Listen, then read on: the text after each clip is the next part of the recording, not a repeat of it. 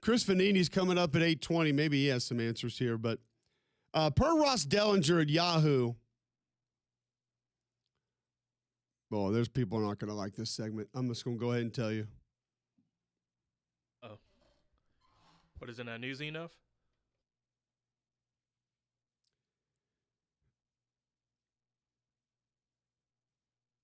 If you are essentially made of peep, you're not going to like this segment. I'm just going to tell you right now. What, the Easter candy? Uh-huh. Okay. I think you get it. All right, so Chandler Morris, 6 seasons at 4 schools. He's arguing in a complaint against the NCAA. It's 8 a.m. Thursday, February 26th, right here on Jocks. William Sanderson coming up at 9, too. NCAA should have granted him a medical redshirt for the 2022 football season, citing both mental and physical ailments. His TCU starting quarterback that year suffered a knee injury in the season opener before playing in 3 games in backup duty and suffering from mental health issues as a result of the injury. Injuries are tough, man. They denied an eligibility waiver for Morris in January, and an NCAA committee made up of school administrators rejected an appeal of the waiver by Virginia. These are not just NCAA people rejecting these. They probably see some of the common sense in it. Like, bro, it's school 4 and 7 years. You're good. They're urging a judge to grant him a, we've all become familiar with this phrase, preliminary injunction. Is preliminary injunction the new transfer portal as far as phrasing in college football? Something we never thought we would have. We had NIL, transfer portal. Now we have preliminary injunction. Red shirt rule. Temporary. We have a whole order. new glossary of TRO college football the next. last 5 years. Yep. That we never thought we would have. We're all attorneys, or at least legal scholars. Collective. Let's put together the new age college football glossary today on the show. Things we never thought we knew or were going to need that are now prevalent in college football. Preliminary injunction, by the way, it makes it. It's in. It's in the first print. Don't even need to go to the editor. Respect my decision. Shiv's Mag tweets in, S. Shiver. So I guess that would be Shive's Mag. He's not suing for another year of eligibility. He's suing so he can get another paycheck. Bing to the O. It's like we talked about. A lot of these kids are looking. By the way, I thought he had a chance to get drafted. Right. How tall is he? If he's under 6, maybe not. I know he's a little bit taller than me. Still could be well under 6. Right, yeah. Not sure when we thought we got right there, but we didn't. That was you going for a preliminary injunction right there. You were denied. Allegedly, he's exactly 6 foot. Okay, Allegedly. so he's 5'10" and a half. Right. Yeah. So like I said, barely taller, a little taller than me. Just a smidge. He will be. He's 25 years old. Okay. Yeah, man, it's about that time. Isn't Jaden Daniels 25? I believe he actually may be 24. Let me see. Jaden Daniels is 25. CJ Stroud's 24. That's unbelievable. What has he been in the league? 5 years? Trevor Feels Lawrence like it. I think it's 3, but Right. is 26. is he going into his 4th or 5th year? Trevor Lawrence. I was drafted when he drafted in 20. Yeah. How old is Bryce Young? 24. Yeah. Brock Purdy's 26. Holy mama. Yeah. Imagine Brock Purdy carving up college defenses right now. Oh, my God. Oh, And he'll take a pay It's all cut. good, Coach. I seen this look. It's insane. Chandler Morris is 25. Jalen Hurts is 27. You guys got Super Bowl. The Super Bowl. So is Justin Herbert. Oh, boy. Yeah, the way it was, the way it is. Yeah. I mean, it's where we were, where we are. So he's the latest quarterback, obviously, to try to get this extra year back. His argument for a medical hardship, according to Ross, similar to Ole Miss quarterback Trinidad Chambliss. we didn't really talk about this on the show. Chambliss argued for a severe case of tonsillitis and lingering symptoms of mono and COVID. Listen, I don't mean to make light of anyone's illness, but at some point we need to just. But I will say this: his lawyer, the way they framed it was, Trinidad like they had a picture of him as like a redshirt freshman, and they were asking, how much did you weigh in this time? He was like 185, and he's like, okay, and this year you weighed what, 170? What was that cause? It was the tonsillitis and all that stuff, and it was listen, like, wow. I have told people before, I've had 14 surgeries. By far, the worst one that I had, not even close.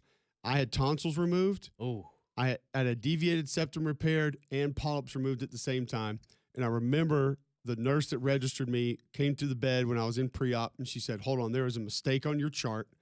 She walked away, came back with the chart. She said, maybe there's not. And I said, what are you talking about? She goes, just so you know, at your age, because I was like 20, I think, when I did this. I was in college.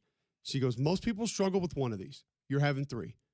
Just get ready. Buckle up. And I was like, put me out. Wow. Give me the medicine now.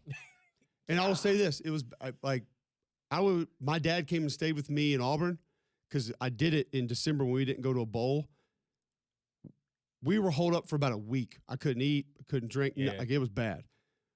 Kevin Yoxel, our strength coach, the next time he saw me, he told me this like months later. He goes, I thought you were coming to tell me you had cancer. He goes, like, that's how bad you looked.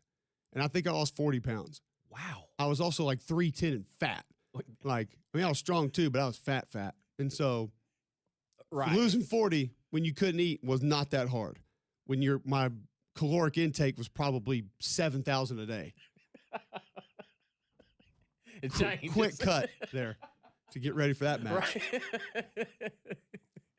Wow. But where do we start? Here's my question. I get it. You. Like, okay, illness. It's like what?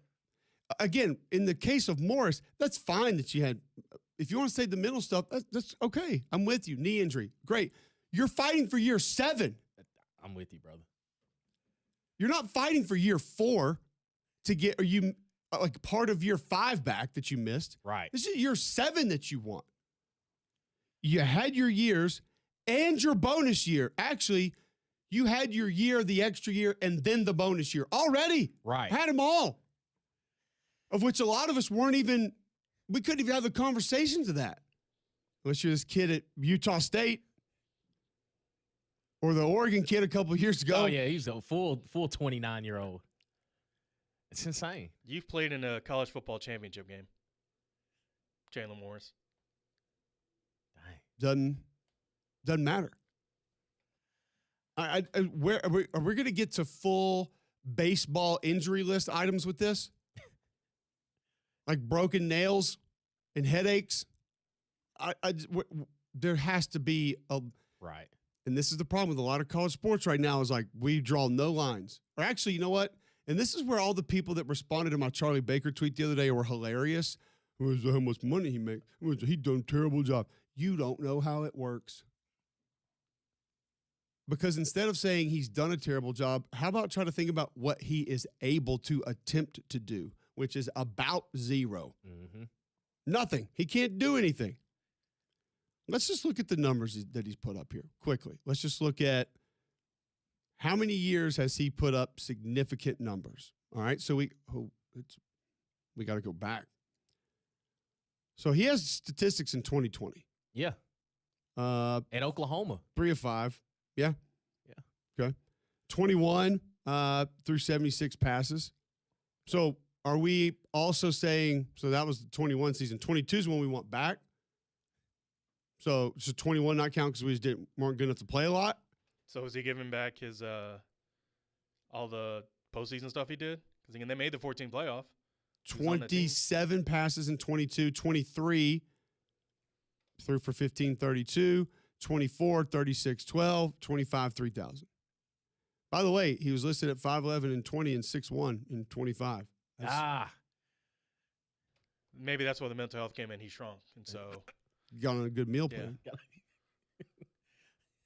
Bigger, faster, stronger, and taller. So I'm just going to go by years of providing statistics.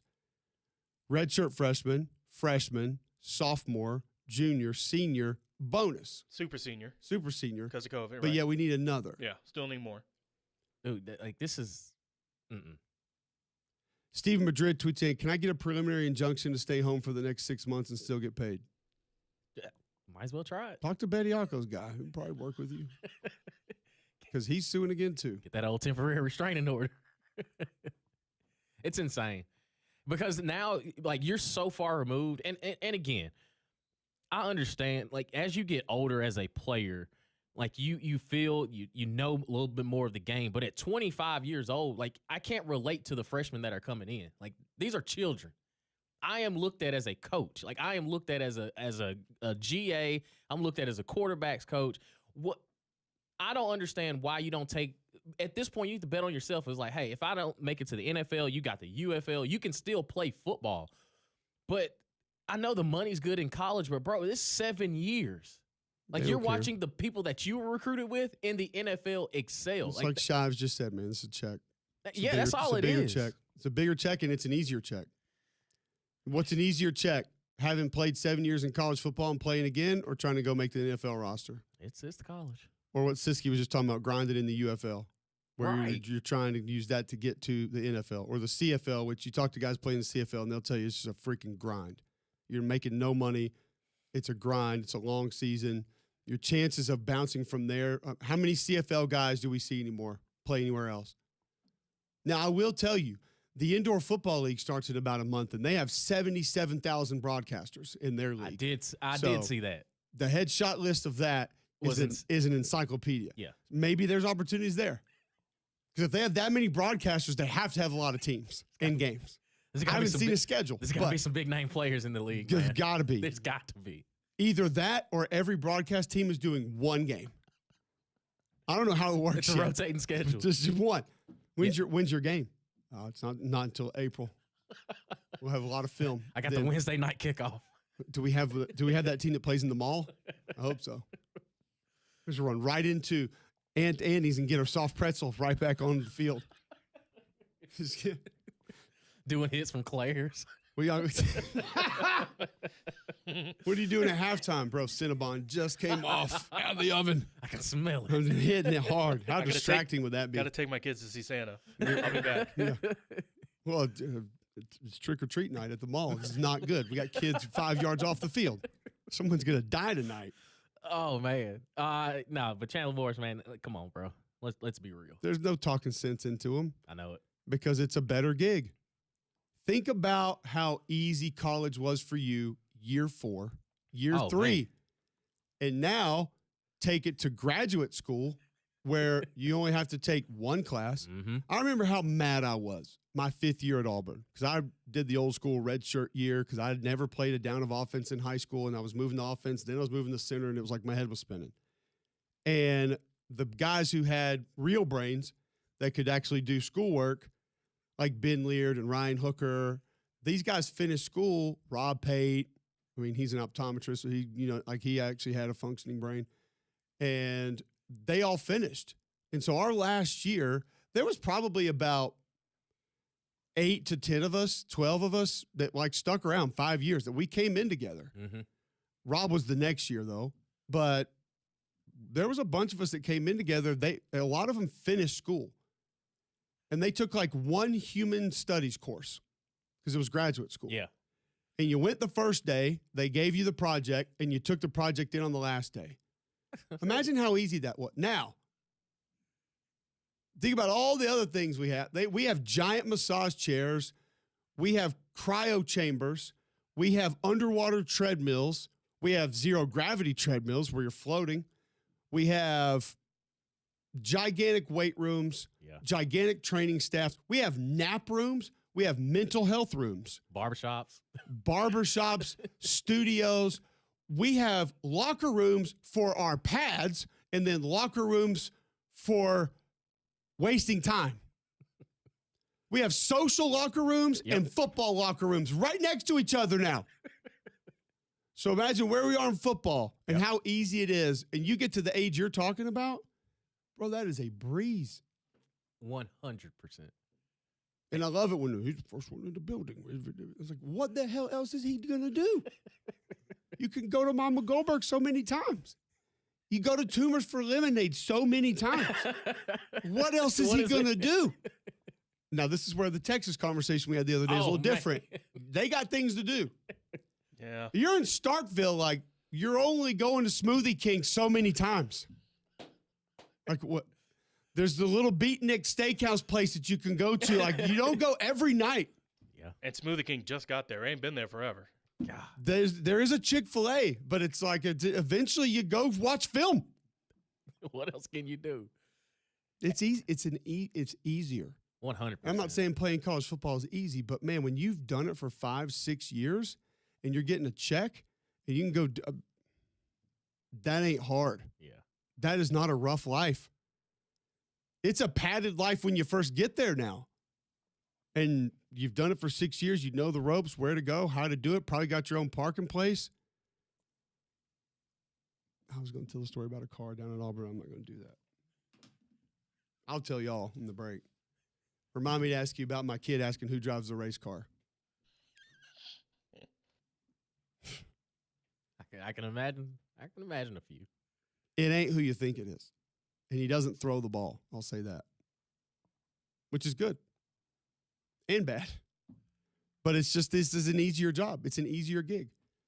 Go try to make an NFL squad at a quarterback under 6 feet or get $1 million plus to go play in college, which here's the weird part about this now. Here's the weird part about this one specifically. Think about this. The last time you looked at the transfer portal for Virginia. Oh, they just got Bo Perbula. No guaranteed spot. Which could be of more benefit. Because what are all schools, not all, a lot of schools desperate for? Depth. A quarterback that's got 6 years under his belt. Right. And there ain't many of those floating around that's actually capable. God almighty. So now he could potentially get through spring and because he's a graduate, hit the open market. Yeah. Highest bidder. So this is what his agent's telling him right now. We'll get ready for the draft. If we have to do that, cool, we'll do it. We're going to try this. Here's what's going to happen. We're going to go through spring. 3 schools are going to lose their quarterback and be in full panic mode, similar to where Tennessee was last year. Oh, boy. You've just proven you can play. You will by far be the best available option because how many available options will there be that have graduated that can just leave? The portal doesn't technically open, which also, by the way, something we need to talk about. Apparently, the trend that all these coaches are waiting for now are kids just going to start unenrolling and enrolling somewhere else, not even using the portal. They're just going to unenroll at Georgia and basically say, I quit, and then go enroll at Florida and try to play football. That's what's coming next. Oh, boy. But imagine the price tag they could potentially command if a team were to lose their quarterback in the spring, know he's out for the year, and all of a sudden you got this kid that can just roll right in there at 26. Now, maybe a little arthritis from the shoulder. You got to get that thing, get the shoulder lubed up a little bit. You got to get a it rascal going. to get around town, yeah. But you need me. Like you exactly. can go in there and say, like, y'all need me. Exactly. It's insane. I mean, it's actually a really good spot for him to be in if he gets the extra year. What does his dad think about this? Like, he's back. Maybe that's it. Maybe they don't have confidence in Vizina, and they're looking at this saying, you can come in here, give us a stopgap before Vizina's ready the next year.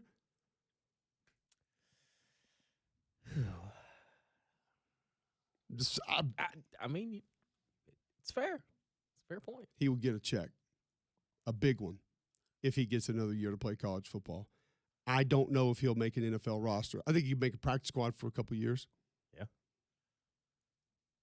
And then, in 3 years, Saturday night, ESPN, Birmingham at Houston, Chandler Morris versus Diego Pavia. For the XFL Division II. Back with more after this.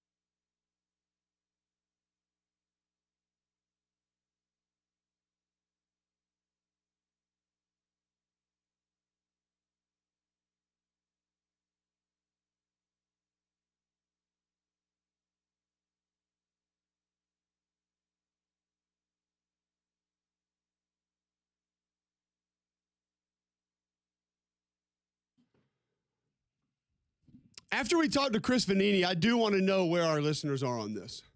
Like, are we just being mean? Are we out of line? Chandler Morris suing the NCAA for year 7. Most of the feedback I feel like coming into the show is somewhat in line with where we are, but I don't feel like necessarily everyone is on board with where we are. So we'll see kind of where that goes, how that falls. Chris Vanini joining us now on the Higginbotham Hotline. You can find him on Twitter at Chris Vanini. Find his work at The Athletic. Chris, how much do you know detail-wise on this Chandler Morris situation? I know there's a lot of lawsuits that have happened, that are happening. All are different in minute ways. This one, just the fact that you're going after year 7 for me, I can't get on board with, because that means you've had your extra year, then you've had your bonus year. There should be no more discussion. Like we're past COVID. That's over. So where are you on it, and what details do you have on it? I mean, I get why he's doing it, because he'll probably make more money coming back to college football than he would if he was a late round NFL draft pick or something like that. So, like, sure, but as a fan of college football, not really. I mean, the Trinidad Chambliss thing, like, you could say, to be generous, he didn't actually play that much college football at Ferris State. Chandler Morris has played in 6 seasons. Now, he was redshirted one. It was a COVID year, injured a little bit. But it's kind of like the Joey Aguilar situation, where this guy has played a lot of college football already. And I think when that has happened, you are often losing the sympathy, I think, from college football fans. No, you nailed it when you referenced it first, of this is a better opportunity than trying to make the NFL or going and playing in the UFL or being on a practice squad. He'll get 7 figures. And I just thought of it too, and we were talking about it last segment. Think about the timing of this. If he were to get it, this could happen for him right after spring ball, when someone's going to lose a quarterback, and all of a sudden you might have 2-3 teams that are looking for a starting quarterback, and his agent can go float that around, and he's graduated so he can move in without the portal. Yeah, that's called capitalizing on your opportunity right there. And that's what you see in the NFL a lot. There's usually, 1 or 2 quarterbacks who are kind of out there as free agents waiting for something to happen, because usually something happens and somebody gets hurt. Absolutely. Chris Vanini with us on the Higginbotham Hotline. A couple of things that I wanted to get to you about today, and some of this with player movement was going to be one of them. I'm just interested in, with the portal technically closed this time around, who do you look at that you're super interested in? Who are you concerned about? Who do you like? Like, what, as the portal has kind of closed, and I realize now, like, one of the things I wanted to bring up with you now is this fear that coaches are apparently having that guys are going to start unenrolling and just go enrolling somewhere else. How much reality is there to that? Well, that is why the NCAA Football Oversight Committee yesterday proposed penalties for schools that take players that try to do that leave school outside of the portal. As it currently stands, you don't have to pick your new school in the portal window. You just have to decide to leave. You have to enter the portal within a window. And so you had, like, Xavier Lucas last year unenroll because Wisconsin wouldn't put in the portal. They said he was under contract. He unenrolls there and rolls at Miami. And now what these proposed penalties are, still need to be approved, but it would be a fine for the school of 20% of its football budget, which is a very big amount, especially for the Power 4 schools. There would be head coach penalties, restricting on-field and recruiting hours and stuff like that. And the school would lose 5 roster spots the next year. So those are pretty strict penalties if that gets approved. Will it hold up legally? I think the argument would be they're not saying players can't do that. They're not stopping players from unenrolling and enrolling somewhere else. They're just penalizing schools that are part of this voluntary organization that they have agreed to be in. The NCAA has had a mixed bag of success in court. They have more success when it's about enforcing rules against their own schools rather than the players. So, but that is something people have worried about. Is there going to be a unofficial spring portal when a bunch of guys find out, they're lower on the depth chart than they wanted. Chris Vanini joining us on the Higginbotham Hotline. Did not book you for this, but I'm interested in what you've seen on it. This Big Ten SEC co-commission white paper pushing back against consolidated media rights. What do we need to know about this? I haven't read the whole thing. I just got up about a half an hour ago, but my sense is the Big Ten and the SEC are getting the most money from television, and they don't want to set up anything that would combine their television rights with any other conferences, because that would take away the advantage that they have. There is a line in here, I believe, that says that college athletics doesn't need government control, which is a pretty hilarious line to put in there when you are also asking for government help on the SCORE Act and trying to help you enforce all kinds of other rules. It's a bit contradictory there, perhaps. But the proponents, so the Sports Broadcasting Act, for people who don't know, it is the thing that allows, it's an antitrust exemption that lets the pro sports leagues basically pool their TV rights together. College sports is not part of that. And this would be an attempt to open it up to let college sports get in there, to let all the other conferences combine to do one TV deal. Technically, they're not allowed to do that right now. That would be an antitrust violation. So Cody Campbell, group of 5 people, there have been a number of people around college sports wanting to open that up. Hey, let's put us all together, because that way we'll have more leverage against the TV networks and get more money. And instead of the TV networks having us fight each other for their TV rights, we would be together and have the TV networks fight for our rights. It's what the NFL does. It's what all the pro sports leagues have. The Big Ten and the SEC don't want that. That would take away their advantage they currently have. All right. We're visiting with Chris Vanini on the Higginbotham Hotline, discussing a multitude of stories that he's had out recently. And another that I wanted to kind of hit with you was this Army-Navy potential move. Jeff Monken told Seth Emerson that he's interested in moving this game to Thanksgiving weekend. I understand the playoff portion of this, Chris. I really do. 1, I would hate the fact that it would lose its own window. 2, not only doing that, you move it to the busiest weekend and most attention-worthy weekend of college football. I see no way it has its own window that weekend. I just don't. We have the biggest games in our sport that weekend that can't survive their own windows or find their own windows. Everything's competing with everything, I feel like, in that weekend. Should this happen? Will this happen? I'm very skeptical that it will happen. I mean, Jeff Monken is, obviously free to have his own opinion. He's been the coach there at Army for a long time. But yesterday, the Navy AD came out and said that he's not really interested in it. And the sense I've gotten from a lot of administrators there is that they are not really interested either.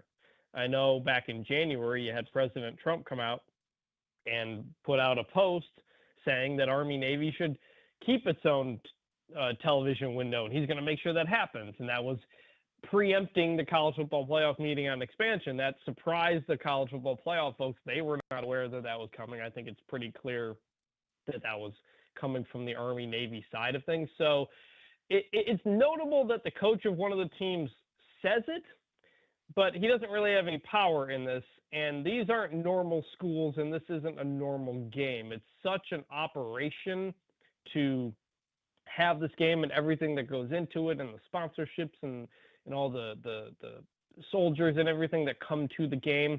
On top of, CBS isn't going to want to do that. They've got exclusive rights to the game. It's one of the most watched games every year. If you move it to Thanksgiving weekend, it won't be, because like you said, there are a lot of other games going on. I don't even know where you could find an exclusive window that also wouldn't go up against the NFL. So I think this is unlikely, but it is highlighting a topic that's coming to a head where if playoff is going to expand, it may cause a problem there. Chris Vanini joining us on the Higginbotham Hotline. You also had a story recently on this last college football coaching carousel. Was it officially the busiest? Was it the biggest churn that we've had? And then tell us some of the bigger takeaways you had that were included in your story. I don't think it quite ended up as the biggest 2021 was a very big one. The Lincoln Riley, Brian Kelly one a number of years ago. But I think some of the biggest ones is that Curt Cignetti, like, just kind of hangs over everything. I think you have every school, you have every fan base saying, if Curt Cignetti could do this at Indiana, why can't we do this here? And that's creating extra pressure on everybody to get something, to find a winner and to make it happen quickly, because suddenly schools that were used to being, among the best have fallen behind programs that they didn't expect it to be. And I think another part is a lot of sitting head coaches got jobs. This was a cycle in which a sitting head coach was much more appealing, in part because you could bring a bunch of players with you.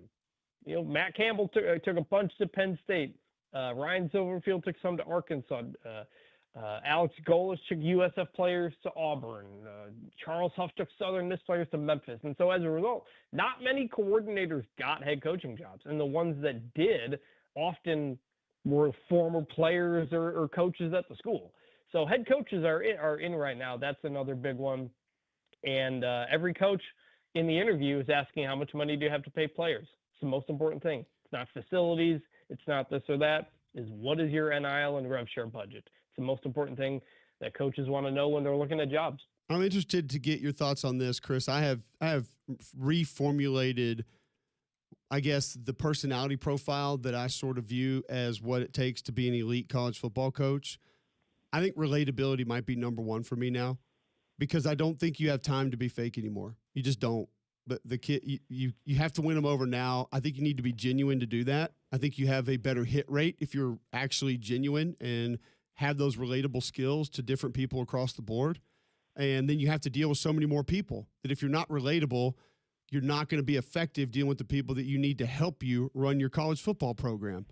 What have you sort of changed looking through this, doing this study, and paying attention to just college coaching changes in general about what you feel it takes to be great as college football coach today, maybe than there was 5, 10, 15 years ago? I think that what you just said there is an important point, because for all the talk about the portal and adding guys and this and that, I think really what you've seen the last several years, teams that don't lose a lot of guys to the portal are often playing very, very well. Georgia, a number of years ago, Ohio State, Michigan, even Indiana, like, you bring in some guys, you bring in a Fernando Mendoza, obviously, that helps put you over the top. But Indiana's not losing the guys it doesn't want to lose either. And I think that's that relatability, the relatability to get them in the door when they're recruits, but the relatability to keep them there, that they trust you. They're not just running to look for the next opportunity because of what is available there. And I think, we know that veteran teams are typically doing better. Indiana was, Miami was, but there's different kind of ways to get there. And it's not just finding older guys to come into your program. It's keeping guys, because it's hard to keep guys because guys want to play.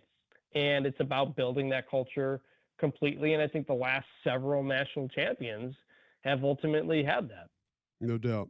You mentioned Auburn a little bit earlier, and you mentioned that Alex Golesh brought a couple players with him from South Florida. I'm just interested here today, and this opinion can change. We'll have spring ball. We might actually have some spring games that we could watch some teams again this year, which would be cool. We could actually help formulate our opinions a little bit. But where are you on Alex Golesh at Auburn right now? Just kind of what you think he's capable of, how he's going to do, what he's done so far.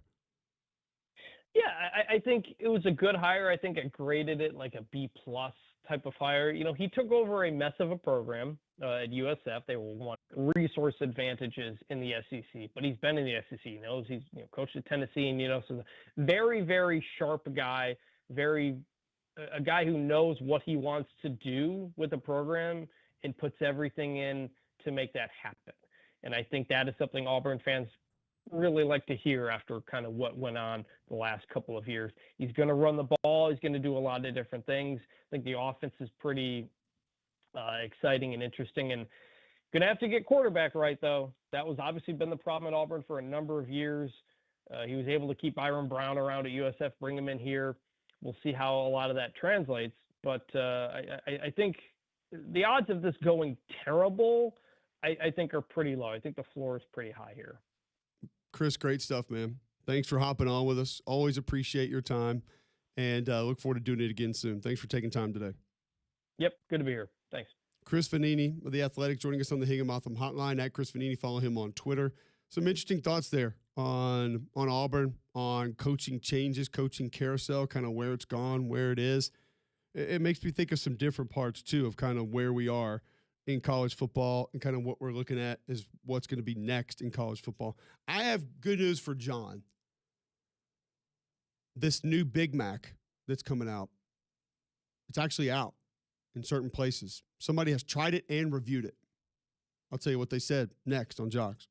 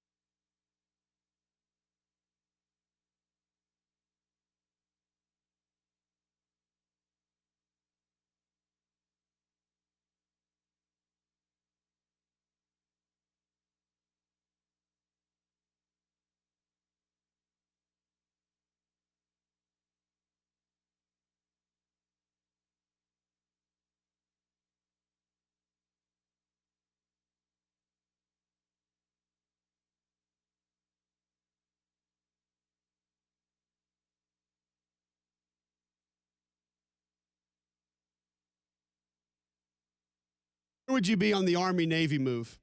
800-239-9569. Also, where are you on these eligibility cases?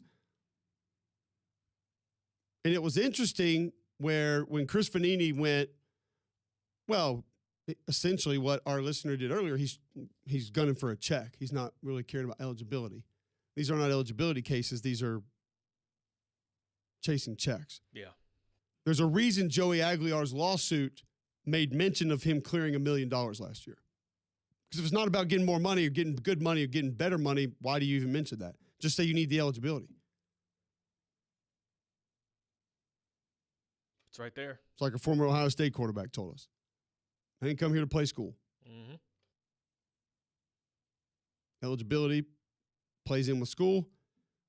School and eligibility play into being a student athlete, but that's not what we're bringing up in these lawsuits. We're not talking about that. We're talking about how much. I still haven't gotten a clear answer from anybody on why JUCO should not count. Hell, if that's the case, we do need to bring it back in Alabama. Free football. It's right there. Yeah. Guys, go play football and it does not count against you. Like, what else do we do in life that just doesn't count? But we want JUCO sports to not count. Nah, just pretend that wasn't there. Vacation calories don't count. Yeah, depends on your mirror, your scale. I understand that there are a lot of people that will not allow what are we teaching kids? What are kids learning? That's because there are people that are going to say it's not the job of college sports to teach people how to act or what to be or mold them for their future. Now, coaches will tell you different. Administrators will tell you different. They want that to be a part of it. That's cool. It's great. But there's too much business rolled into it now for that to be a true arguing point when you get into this setting, in my opinion. Yeah. I'm all for it. I don't want my kids learning how to quit. I don't want my kids learning how to turn their back on things. I don't want my kids learning that they can go somewhere else and get something different for free and not be a good teammate and not care about the team and not want to try to win and not taking a back seat and not trying to fight through adversity. I don't want that. Not saying that at all. But the way it's set up now, unfortunately, doesn't allow for that to be a priority. 800-239-9569, 800-239-WJOX. Are we doing a service here by allowing people to play more college sports? Should junior college count? Text into the show, 205-834-9450. Because there's not a lot of people pushing back on this, and we haven't had a lot of people call in on it. We've had a few that we couldn't get to because of guests. Now, I apologize for that. But a lot of folks coming in on Twitter are right in line with us. I think they're doing this for money. They're doing this for the check. And, this is not necessarily about eligibility, just like Chris Fanini stated on the show a moment ago. Maybe this is, if we were to let JUCO not count, maybe this solves everything. You have your 4 or 5, however we figure out eligibility. You want more? There's JUCO. Go play there. Don't so count. JUCO needs to be second. You can go play whatever. It just won't count. But see, I don't like that if it's first. You go play 4 years of JUCO, then 4 years of D1, and then jump up. I don't like that. Yeah.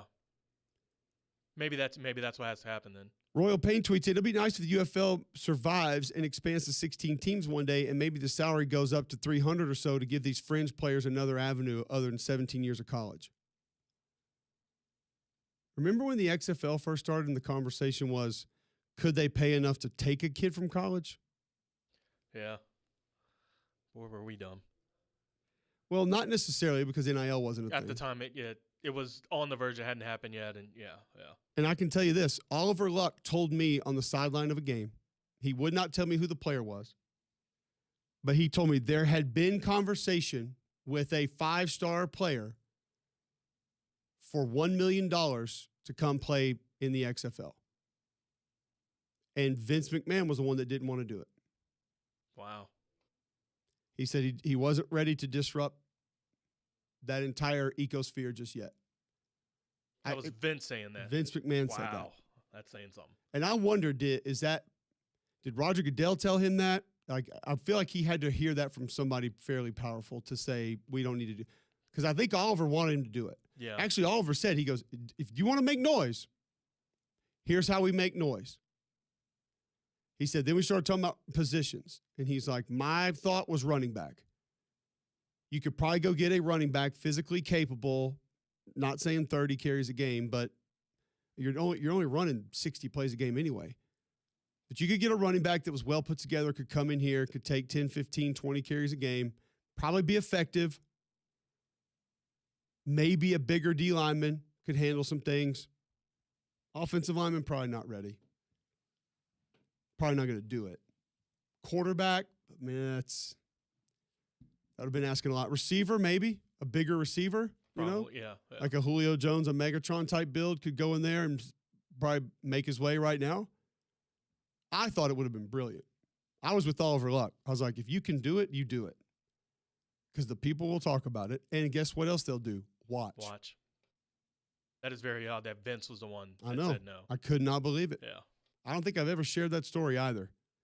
But where were we? I think we were in Seattle, maybe, L.A., and Oliver and I had that conversation. I was like, I can't believe he's not going to do it. Especially that guy. I feel like he would have been sprinting towards that. Absolutely. All right, a lot more to get to. Your feedback, 800-239-9569. Eligibility in college football. Where should we draw the line? Where do we need to go next? Right here on Jocks.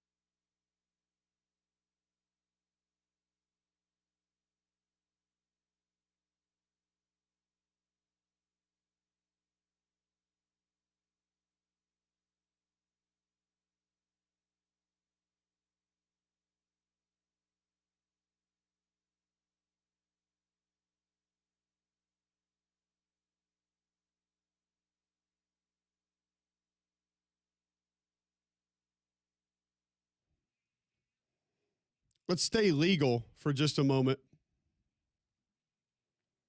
Or illegal, I guess. Also, after Wim Sanderson, I have a college football item that I learned yesterday that I did not know anything about that I want to share with you guys that I think you may find absolutely remarkable. That's coming up at 9:20 today. But the lawsuit conversation is apparently not over. Not just Chandler Morris suing the NCAA for a 7th year, Cincinnati filing a lawsuit against Brennan Sorsby, who's going to Texas Tech. That, at least to me, has more merit than what Chandler's doing. That has all the merit. I mean, Yeah. It's a breach of contract. Correct, yes. I need to hear details from him. I haven't seen anything from his camp, which makes me feel like you. Also, Mike Rodak reporting yesterday, Charles Bediako has now filed an emergency motion Ooh, that's Oh, a there you new one of the glossary. So, preliminary injunction. Actually, here, this should get all of it for us. Motion on 2/24/26 at 4:32 p.m. Bediako Charles. Appellant's emergency motion for interim injunction. Appellant's memorandum in support of emergency motion for interim injunction and appendix to appellant's emergency motion for interim injunction. Y'all just trying to sound smart. I don't know what you just said, big dog. This is why attorneys make big money. I don't even know what that means. It's essentially multiplication of words. That's all it is. Yeah, it felt like a lot. How many words can we use to say sue?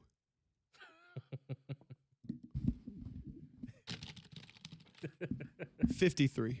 That's insane. 2 paragraphs. Just Got to it. say. No. Type it up for me. See, now it makes sense why PFF and those guys make the graphics. They get straight to it. Suing! That's on 3. Yeah, on 3. Yeah, my fault. Sued. No disrespect to PFF. TRO. Quit. Right. They get straight to it. Yeah. How you going to put all that in the graphic? That's no. You can't.